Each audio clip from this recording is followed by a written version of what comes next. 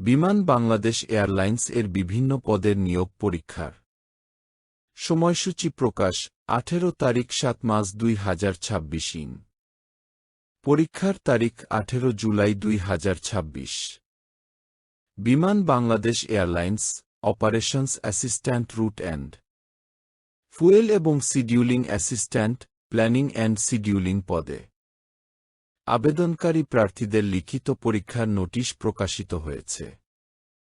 এখন আপনারা 18 তারিখের আগে 2 বা 3 দিন আগে এডমিন কার্ড তুলে নেবেন।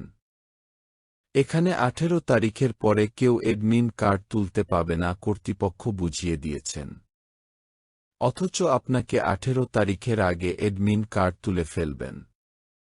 জানিয়ে দেওয়ার জন্য সবাইকে ধন্যবাদ।